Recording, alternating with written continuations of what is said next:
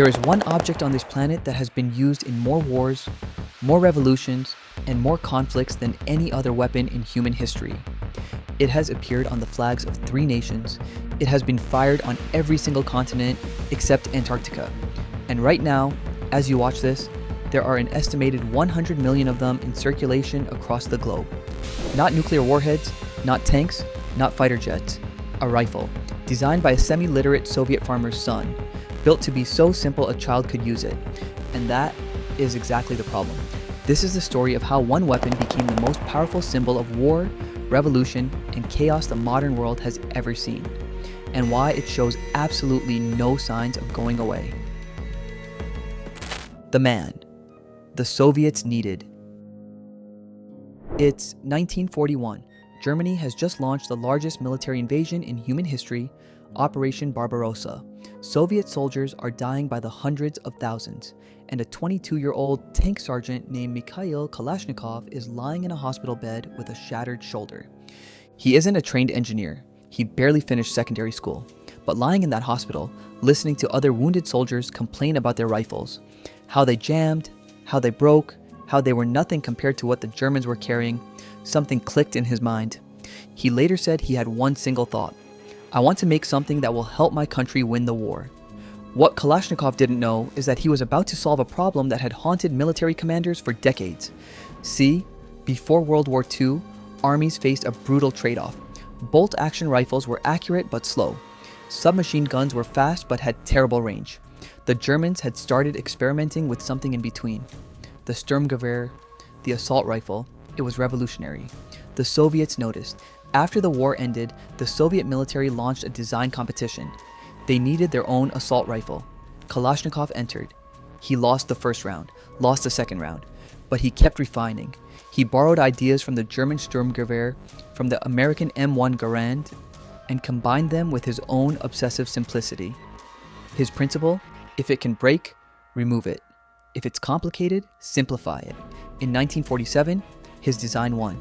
The AK-47, Avtomat Kalashnikova 1947, was officially adopted by the Soviet military. No one outside the Soviet Union had any idea what was coming. The machine built for the masses. Here's what made the AK-47 genuinely different from everything that came before it, and why armies, rebels, and warlords around the world would spend the next 70 years chasing it. It was designed to be destroyed, not literally, but it was built with such loose tolerances between its moving parts that dirt, sand, mud, and water barely affected its function. While the American M16, its greatest Cold War rival, needed regular cleaning and precise maintenance, the AK-47 could be buried in mud, dragged through a river, and still fire reliably. It had only 8 moving parts, An average recruit could be trained to field strip and reassemble it in under a minute, blindfolded. It required almost no maintenance tools, no specialized ammunition, no technical expertise. And the Soviets, in one of the most consequential decisions of the 20th century, didn't just keep it for themselves, they gave it away. During the Cold War, the Soviet Union flooded Allied nations, revolutionary movements, and independence fighters across Africa, Asia, and Latin America with AK-47s. Not sold, given, by the millions. Because every rebel group armed with an AK was a proxy soldier in the war against American influence. Then they did something even more aggressive. They licensed the design to Allied countries: Yugoslavia, East Germany, Poland, China, Egypt, North Korea, and let them manufacture their own. No royalties, no restrictions, just build as many as you can. China alone produced tens of millions under the designation Type 56. They then sold them cheaply across the developing world. By the 1970s, the AK-47 wasn't just a Soviet weapon anymore, it was everybody's weapon. Wars, revolutions, and the rifle that never left. Let's track what happened next, because this is where the story gets dark.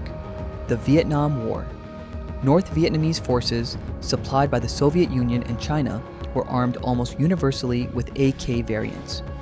American soldiers in the jungle quickly learned to fear the distinctive sound, a lower, slower crack compared to the M16's higher pitch.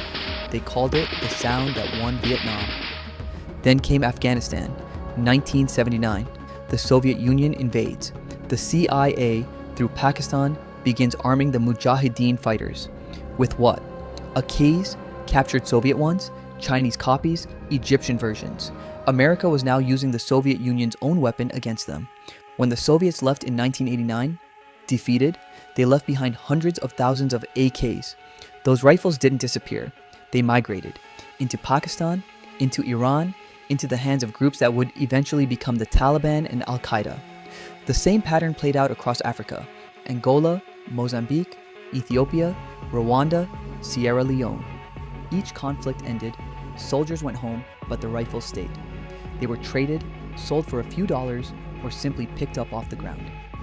In some regions of sub-Saharan Africa during the 1980s and 90s, an AK-47 could be bought for the price of a live chicken. In his book Kalashnikov's Gun, author Kiara Bhatt wrote that the rifle had become less a weapon and more a currency, something passed between hands as a store of value, traded for food, protection, or political loyalty. The gun had taken on a life completely beyond its creator's intention. The symbol. At some point, the AK-47 stopped being just a weapon. It became an idea. Mozambique put it on their national flag in 1983. It's still there today, the only national flag in the world to feature an assault rifle. Hezbollah used it in their logo. The Taliban, FARC, the IRA. Every major insurgency of the late 20th century adopted it as a visual shorthand for armed resistance. When global media began covering these conflicts, the image of a raised AK became the universal symbol of defiance against established power, so whatever that power happened to be. That symbolism cut both ways, because while revolutionary movements around the world were celebrating the AK as a weapon of liberation, the same rifle was being used by warlords to massacre civilians, by dictators to suppress uprisings, and by cartels to enforce territory. The weapon didn't have politics. It served whoever held it, and that might be the most disturbing thing about it. Kalashnikov himself lived until 2013. In his final years, he reportedly wrote a letter to the Russian Orthodox Church, expressing moral torment over his creation. He asked, "If my rifle took people's lives, does that mean I, Mikhail Kalashnikov, son of a peasant, am responsible for their deaths?" He died without a definitive answer. Why it's not going anywhere. Here's the thing most people miss. We're not talking about history. This is happening right now. There are an estimated 100 million AK pattern rifles in circulation globally. That's one for every 80 people on Earth. Many of those rifles are decades old, held together with wire and duct tape, and they still function reliably. The design has been updated. The AK-74, the AKM, the AK-12, and dozens of licensed variants continue to be manufactured by countries like Russia, China, Bulgaria, Serbia, and Israel. New production has never stopped, and as long as there are conflicts, and there will always be conflicts, there will be demand. The economics are simple. AKs are cheap to buy, cheap to maintain, and almost impossible to truly destroy. Weapons experts estimate that the average AK-47 has a functional lifespan of 20 to 40 years with minimal care. Rifles manufactured in the 1960s are being fired in active combat zones in 2024.